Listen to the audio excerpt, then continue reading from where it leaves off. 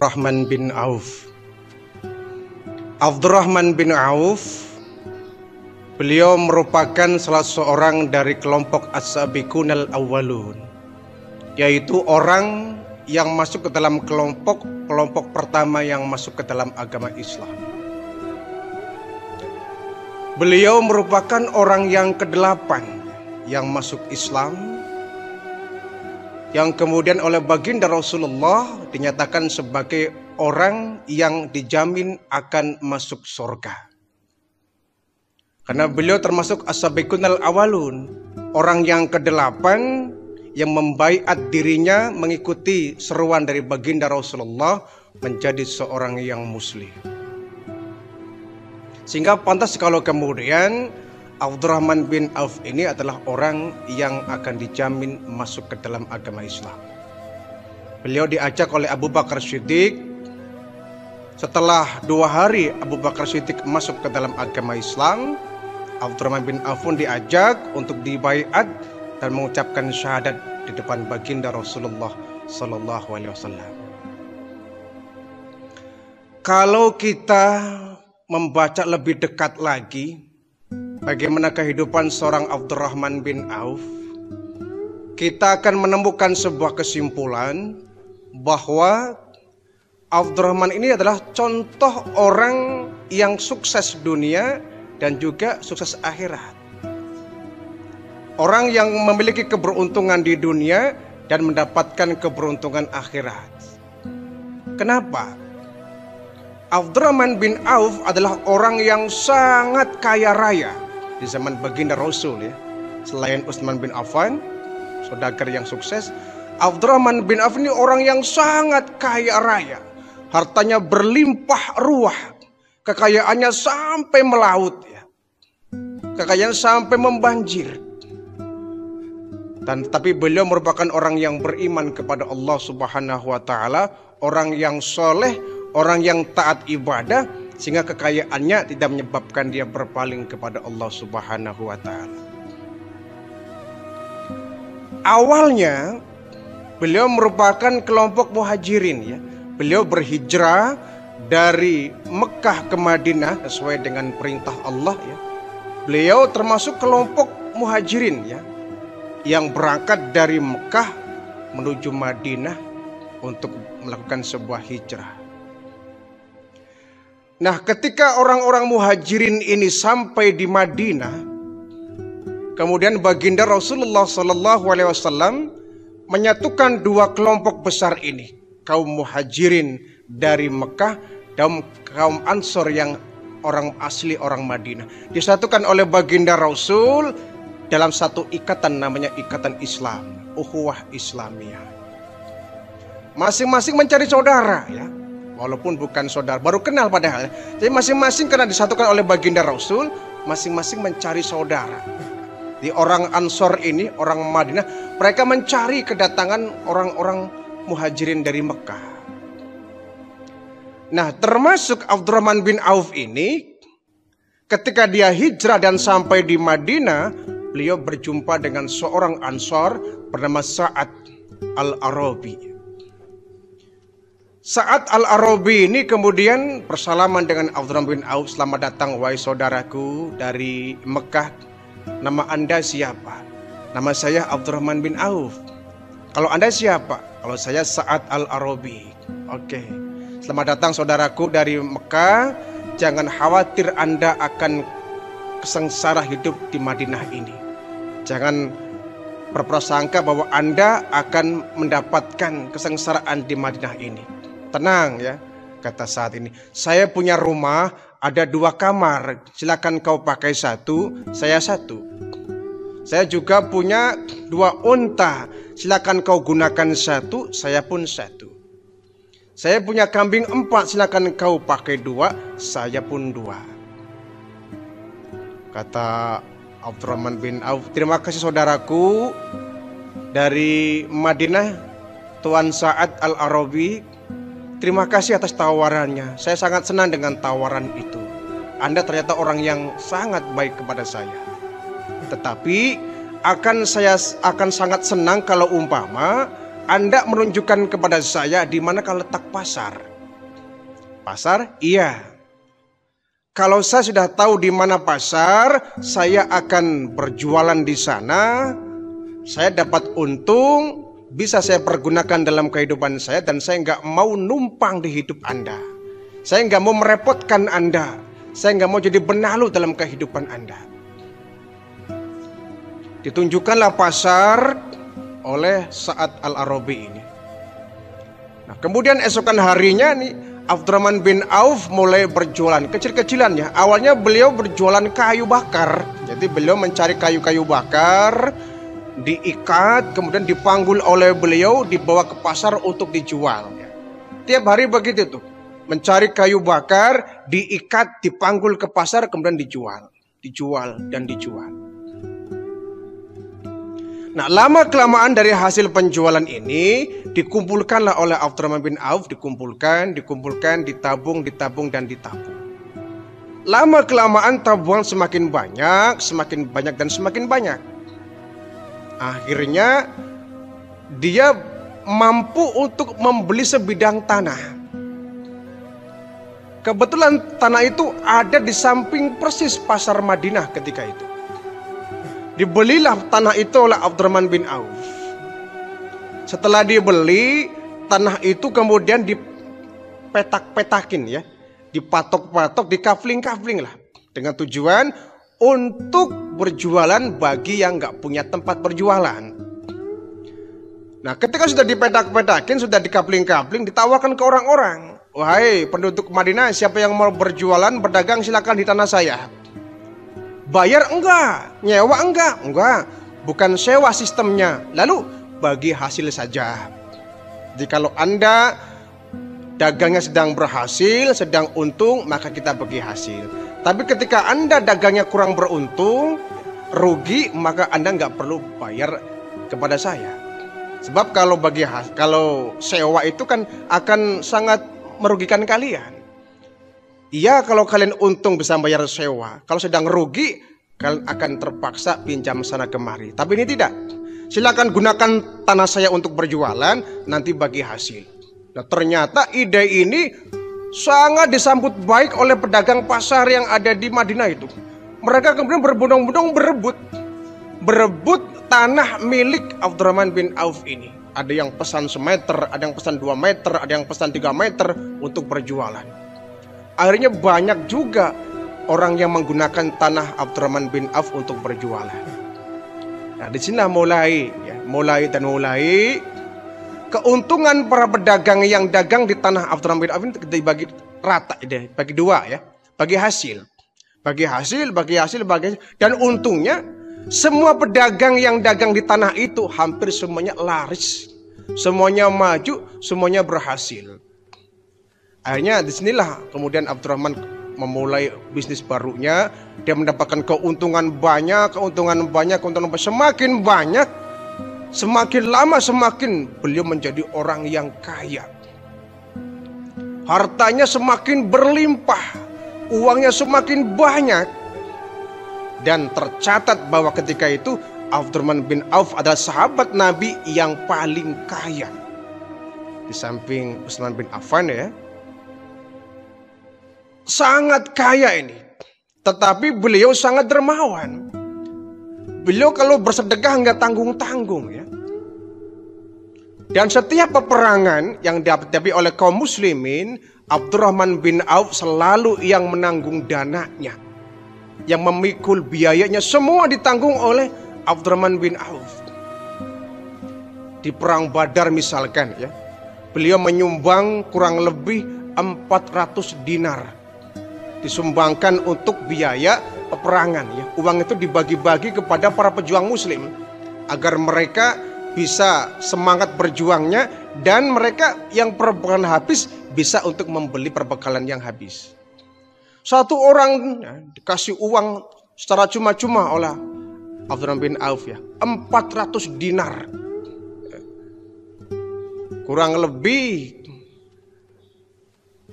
2 juta lah ya, 20 juta, kurang lebih 20 juta. Kalau satu dinarnya itu 50.000 ya, kurang lebih 20 juta. Dibagi-bagi secara cuma-cuma kepada para pejuang-pejuang muslim. Itu perang Badar ya. Bahkan bukan cuma itu, Abdurrahman bin Auf sumbang kembali 40.000 dinar.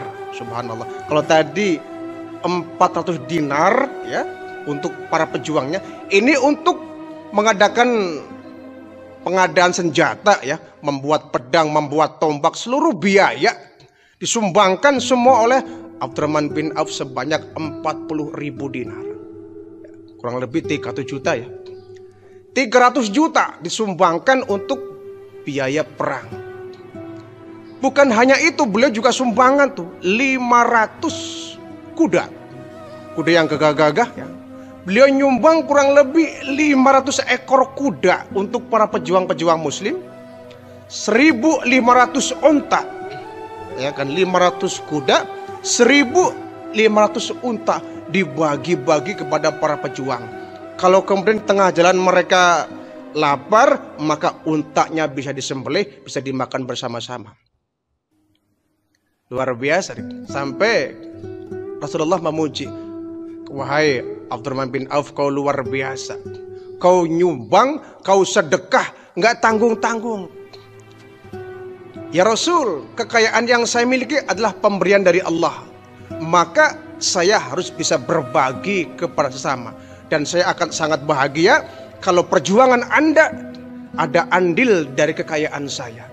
Saya mau kalau harta yang saya miliki merupakan penunjang bagi dakwah Anda menyiarkan agama Islam ini. Jadi luar biasa ya. Orang kaya berani dan mau untuk memberi. Ini yang kita butuhkan di zaman sekarang ini. Orang Islam di zaman sekarang yang kaya itu banyak. Orang Islam yang kaya itu banyak. Yang sedikit itu orang yang kaya dan peduli kepada agamanya. Ini yang kurang. Jadi orang-orang kaya zaman sekarang tuh boleh mencontoh Abdurrahman bin Auf ini. Orang yang kaya raya, hartanya berlimpah, tapi hartanya tidak eman-eman, tidak sayang disumbangkan untuk perjuangan Islam. Di perang Tabuk misalkan ya, perang Tabuk itu kan pernah terjadi ya. Beliau menyumbang kurang lebih 200 uqiyah emas. 200 uqiyah emas. Satu uqiyah itu kurang lebih 31 gram ya, atau 15 juta ya. 15 juta disumbangkan untuk peperangan namanya perang Tabuk. Luar biasa, hartanya berlimpah. Cuma yang membuat Abdurrahman bin Auf ini agak resah, satu hari baginda Rasulullah SAW ketika mengisi taklim pengajian, beliau mengatakan bahwa Abdurrahman bin Auf adalah orang yang terakhir masuk surga. Ini yang membuat beliau kaget. Ya Rasul, kenapa menjadi orang yang terakhir masuk surga? Lah ya iya, kenapa? Abdurrahman bin Auf orang yang sangat kaya raya, dan nanti di akhirat persidangannya lama, hisabnya lama. Karena dia punya banyak harta. Karena semakin sedikit, dia akan semakin sebentar persidangan di akhirat. Semakin dia orang kaya, semakin lama persidangannya. Jadi Abdurrahman bin Auf, kata baginda Rasul, adalah orang yang nanti kelak akan menjadi orang yang terakhir masuk surga. Nah, mendengar ucapan ini, beliau resah. Dan kemudian beliau berpikir keras bagaimana caranya agar saya tidak menjadi orang kaya. Agar bagaimana saya jadi orang miskin. Kalau saya jadi orang miskin, maka saya tidak akan menjadi orang yang terakhir masuk surga. Dia mikir keras. Ini hartaku harus saya habiskan ini. Harus saya bagi-bagi ini. Akhirnya beliau bagi-bagi semua hartanya itu. Uangnya dibagi-bagi kepada masyarakat luas. Dengan tujuan agar dia segera menjadi orang miskin. Ini kan agak aneh ya. Orang kaya zaman sekarang kan nggak bukil begini. Nggak ada orang yang kaya pengen jatuh miskin. Yang ada orang yang kaya terus berjuang agar semakin kaya. Dan begitu. Abdurrahman bin Auf tidak. Dia takut jadi orang kaya dan takut menjadi orang yang terakhir masuk dalam surga. Saya nggak mau gara-gara harta ini saya ketinggalan tiket masuk ke surga. Orang-orang miskin sudah duluan, saya paling belakang, saya nggak mau. Maka saya harus menjadi orang yang miskin, hartanya dibagi-bagi. uangnya dibagi-bagi. Tapi semakin dibagi, semakin kaya. Itu kan prinsip dalam ilmu sedekah ya. Kalau kita bersedekah itu kan bukan harta kita akan berkurang, justru harta kita akan berlebih. Harta kita akan bertambah. Akan bertambah. Tidak ada rumus orang yang sedekah dia akan menjadi miskin, itu tidak ada. Jadi semakin dia banyak bersedekah, dia akan semakin bertambah rezekinya. Nah, Abdurrahman bin Auf itu berpikir, kalau saya banyak sedekah, saya banyak memberi, maka saya akan segera jadi orang miskin. Nyatanya tidak. Hartanya dibagi-bagi kepada fakir miskin, bukannya dia semakin miskin, justru semakin bertambah. Semakin bertambah, semakin bertambah. Ini luar biasa. Orang kaya yang mengharapkan menjadi seorang yang miskin gara-gara takut menjadi orang yang terakhir masuk surga.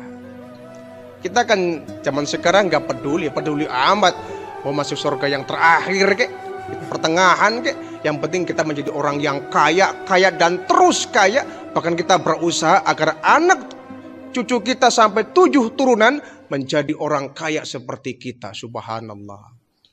Nah, yang timbul apa ketika kita ingin terus menjadi orang kaya, ingin terus menjadi orang yang kaya?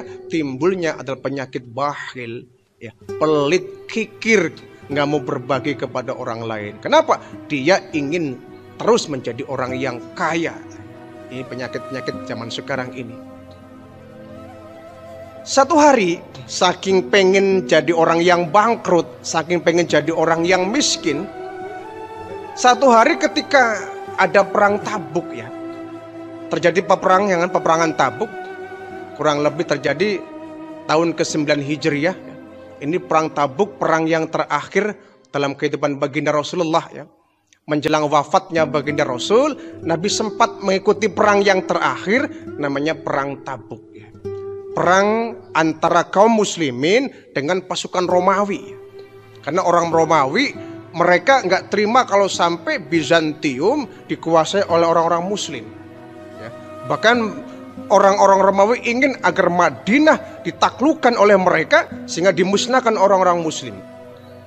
Nah, mendengar berita ini, Rasulullah kemudian menyiapkan pasukan Muslimin sebanyak kurang lebih 70.000 pasukan Muslim untuk bisa mengalahkan, melumpuhkan pasukan-pasukan Romawi ini. Tahun ke-9 Hijriah ya, perang yang terakhir yang dihadapi oleh baginda Rasulullah menjelang wafatnya. Nah, ketika sedang menyiapkan perang Tabuk inilah seluruh kaum muslimin kota Madinah berangkat. Mereka berangkat dengan perbekalan yang disiapkan oleh Abdurrahman bin Auf ini. Nah, mereka punya kebun-kebun anggur, kebun kurma ya, punya kebun-kebun kurma ini. Tapi kan ada panggilan untuk jihad, panggilan perang, mereka tinggalkan semua kebun-kebunnya, mereka berangkat bersama baginda Rasulullah menghadapi pasukan Romawi. Hanya kebun kurma mereka terbengkalai. Dari semula berbuah, belum berbuah ya, sampai berbuah masih mentah, sampai matangnya, sampai kelewat matang, sampai busuk. Nggak terurus karena semua pasukan muslimin masih berangkat berperang. Pulang dari perang Tabuk ini, kaum muslimin pada pulang ya ke Madinah. Mereka sangat kaget dan kecewa. Kurma-kurma yang mereka tinggalkan ini di kebunnya masing-masing sudah pada membusuk. Mereka pikir, aduh, kalau membusuk begini, ini kurma ini kalau saya jual pasti harganya murah ini. Kata baginda Rasul, ya sabarlah, itu ujian buat kalian ya. Itu ujian buat kalian. Dipanenlah, yang busuk-busuk juga dipanen ya. Dipanen kurma-kurma yang busuk ini, kemudian dijual dengan harga yang sangat jatuh harganya tentu ya. Sudah busuk. Nah, Abdurrahman bin Auf punya ide. Ini kurma-kurma orang-orang Madinah sedang pada busuk ini, mereka pasti dijual dengan harga yang sangat murah. Orang busuk, bahkan mungkin tidak ada yang berminat.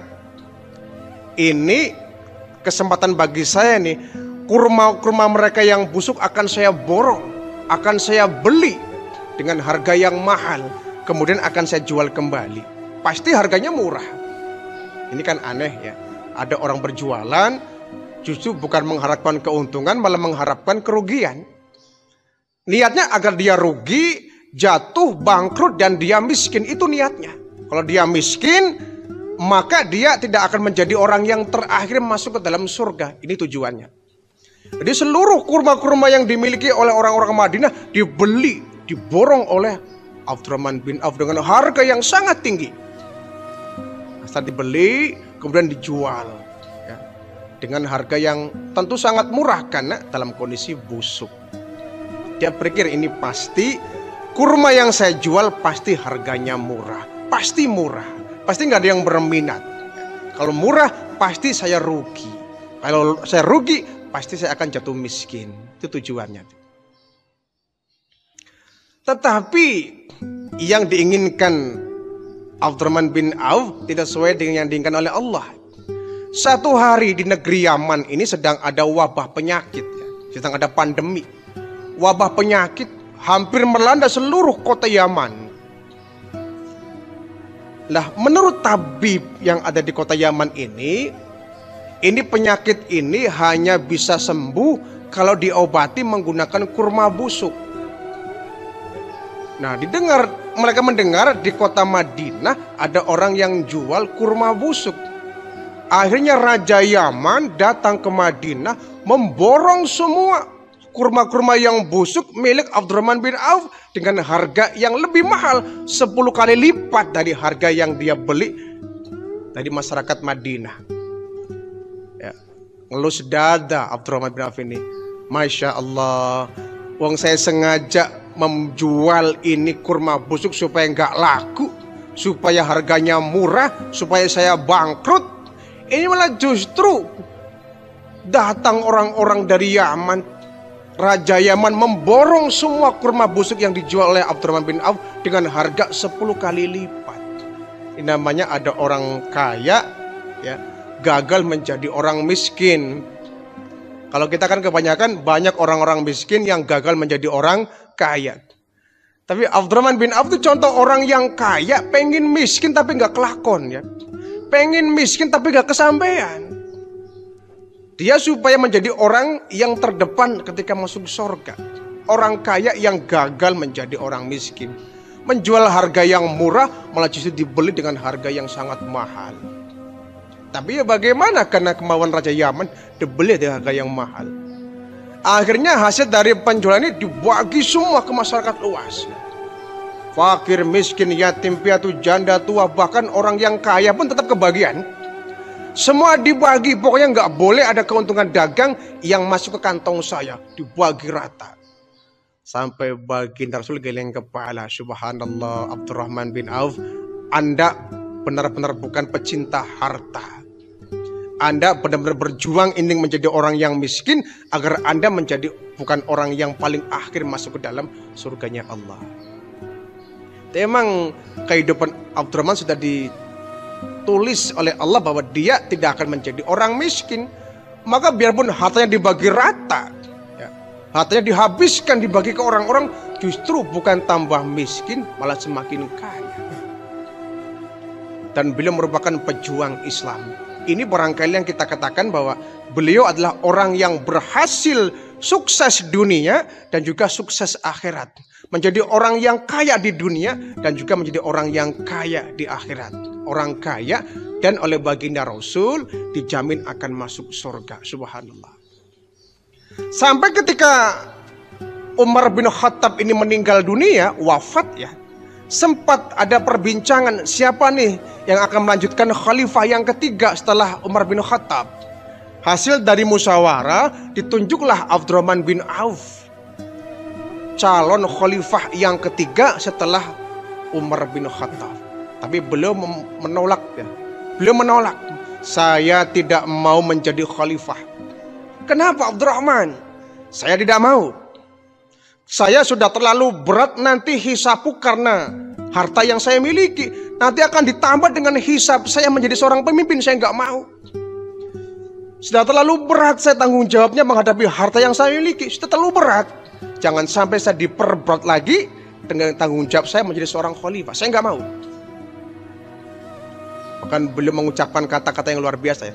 Kalau ada sebilah pisau yang menancap di leherku, itu lebih saya pilih daripada saya menjadi seorang khalifah. Luar biasa ya. Saya lebih memilih pisau yang menancap di leherku daripada saya menjadi seorang khalifah ya. Enaknya nggak seberapa, sengsaranya udah kebayang nanti di akhirat. Tanggung jawabnya, hisabnya akan semakin ribet. Jadi beliau meskipun jadi orang kaya nggak kemudian celamitan kepada jabatan ya. Beliau nggak mau menjadi seorang kaya sekaligus pejabat, karena beliau anggap bahwa menjadi orang kaya pun sudah repot ya. Sudah menyibukkan diri, bahkan terancam menjadi orang yang terakhir masuk surga, apalagi ditambah dengan menjadi seorang khalifah. Sampai usia beliau ya, beliau wafat ketika usia 72 tahun. Beliau masih tergolong orang yang masih bertahan menjadi orang yang kaya. Bahkan tercatat hartanya itu kurang lebih 6 triliun ya. 6 triliun harta yang dimiliki oleh Abdurrahman bin Auf. Nah, beliau termasuk pejuang. Ketika di perang Uhud, beliau mendapat luka sebanyak 20 luka ya. 20 luka di badan, sampai gigi beliau pada ompong ya. Ompong karena mereka gigi itu sering dibentur-benturkan dengan senjata ya. Ada yang mukul, ada yang menggunakan kayu, ada yang menggunakan besi, sehingga ketika peperangan Abdurrahman bin Auf ini giginya patah. Giginya banyak yang ompong, sehingga beliau di akhir hayatnya itu kalau bicara agak sulit ya, karena giginya itu semuanya habis di dalam peperangan itu. 6 triliun harta beliau. Nah, ketika beliau hendak wafat, beliau wasiatkan kepada anaknya, anakku, nanti kalau bapakmu wafat, tolong hartaku ini kau bagi rata. Kau bagi-bagi orang-orang. Kau bagi ke orang-orang. Ya, saya nggak mau saya meninggalkan harta yang menyebabkan saya akan mengalami kesulitan dan berat ketika menghadapi alam barzah. Bagi semua hartaku, jangan ada yang tersisa. Ketika aku sudah tidak ada di dunia, hartaku juga harus lenyap dari dunia ini. Nggak boleh ada harta yang menyebabkan fitnah nanti. Itu luar biasa, wasiat yang luar biasa. Jadi bukan mewasiatkan nih anakku nanti bapak meninggal kau bagi rata ya, kakakmu, adikmu harus dapat. Tidak. Mintanya dibagi kepada orang-orang, masyarakat luas, dibagi rata, supaya ketika saya meninggal dunia sudah tidak ada di permukaan bumi, hartaku pun selesai sampai di situ. Ini yang perlu kita contoh ya, orang yang kaya dan mau berbagi bersama, bersedekah dengan tanpa menghitungkan perhitungan ya. Bersedekah dengan tanpa hitungan lagi. Dan itulah yang kita butuhkan Abdurrahman bin Auf di zaman sekarang, agar Islam ini semakin jaya.